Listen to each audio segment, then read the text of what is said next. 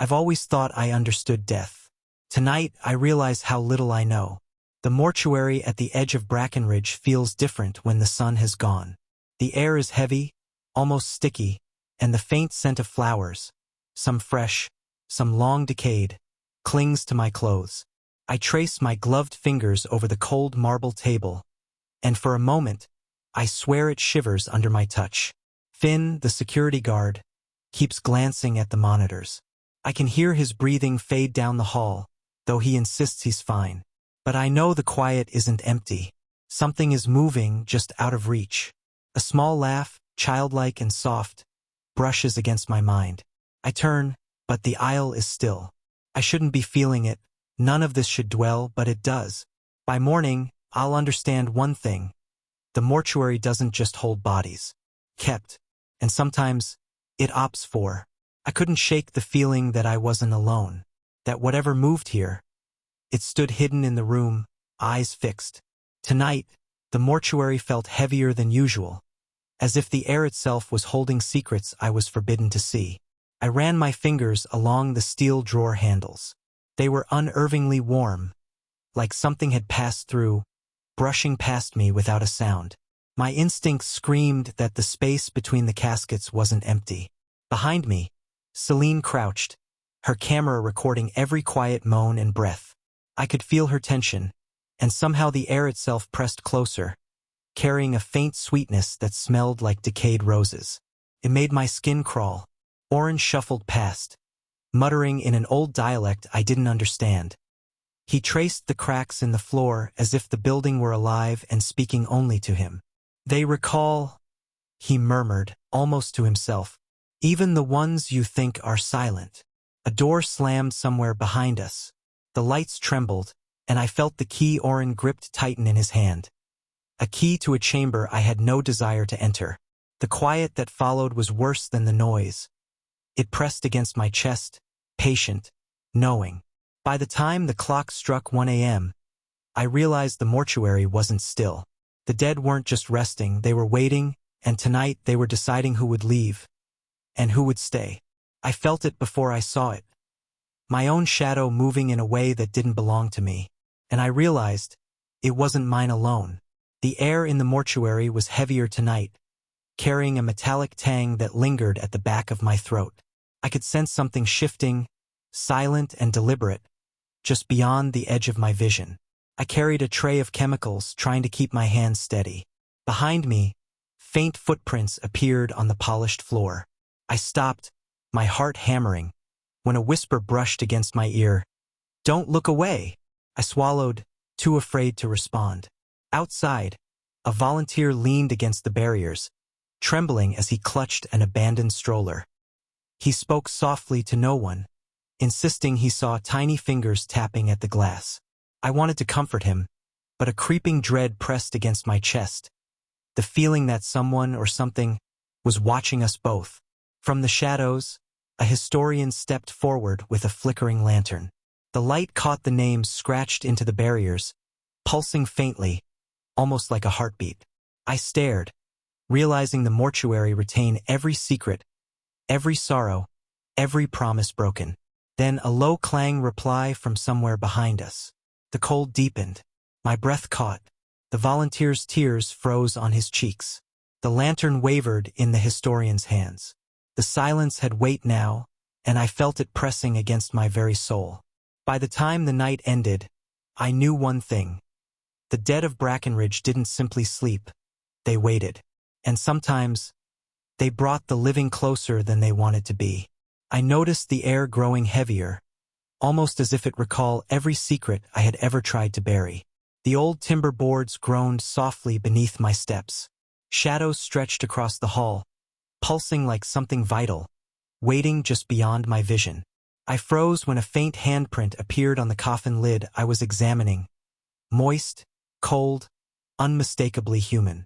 My pulse thudded, and a prickling dread crawled up my spine. I had no explanation for what I was seeing. From the back chapel, I could hear footsteps. A former crypt digger crouched over the crypts with a lantern. The soil shifted under his gaze, forming footprints that led nowhere.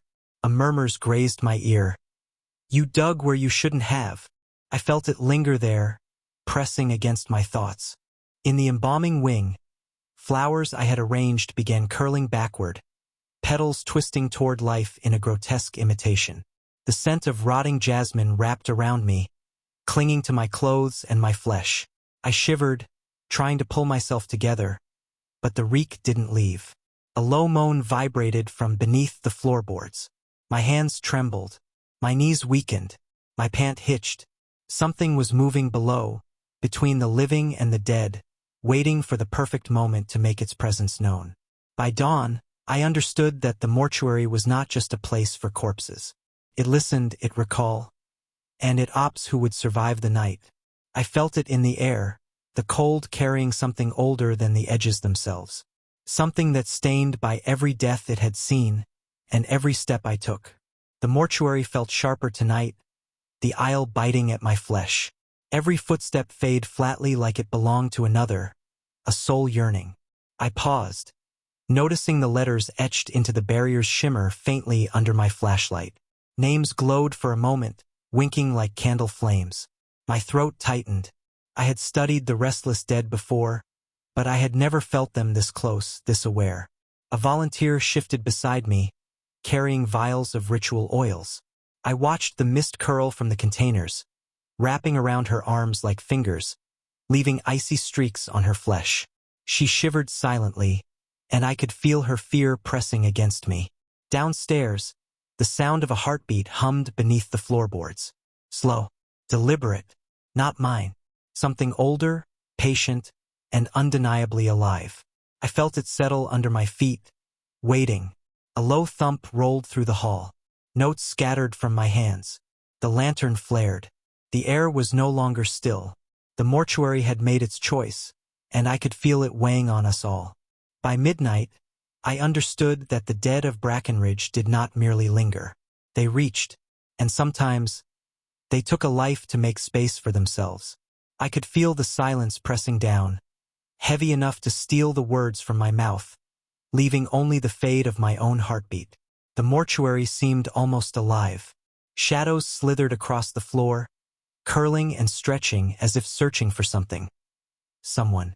I stepped lightly into the chapel, lantern in hand. The names etched into the stone beneath me seemed to pulse faintly, bleeding shadows in the soft glow. Each step felt like trespassing into memory itself, a memory that wanted to be kept, or punished.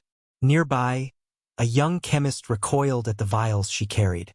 The liquids inside moved as if alive, shifting in color and shape, whispering secrets I could not understand. I watched them, my pulse matching the rhythm of something unseen in the barriers. Down the rear passage, a volunteer froze as a drawer slid open on its own. Inside, a skeleton clutched a tiny figurine I had never seen before. Its eyes glimmered faintly, sharp and deliberate, almost as if they could see into my mind. I swallowed hard, trying not to meet that gaze. A low sigh resonated through the ceiling beams. My hands trembled over the inscriptions. The chemist's vials rattled. The air itself seemed to tighten around us. The mortuary had woven us into its web, and every breath I drew felt borrowed, temporary, and dangerously exposed. By dawn, I realized something that chilled me to the bone. The dead of Brackenridge do not forgive, and some breaths belong only to them. I felt it before I saw it, the silence itself deciding who would remain, and who would evade without a trace. The mortuary's barriers seemed to breathe around me, exhaling a frost that pressed against my skin and seeped into my lungs. I stumbled into a hidden alcove beneath the floorboards. The air pulsed strangely, almost alive. Names etched into the stone swirled faintly, forming a map of lives left unfinished. I traced them with my fingertips, a chill spreading up my arms. A florist arranging wreaths near the tables let out a soft cry as the petals lifted slowly, twisting into faces that murmured grief only she could hear. I observed, frozen, as her tears crystallized, mingling with frost that coated the floor. In the chapel, the crypt doors locked themselves in unison. I felt the shadows move, circling, deliberate. The weight of unseen eyes pressed on my chest. My breath caught in my throat. The alcove pulsed once, lifting us slightly, leaving the room suspended in quiet terror. When the mortuary doors finally opened at dawn, everything appeared normal, yet we were 3 fewer. An absence settled in the air, palpable and void.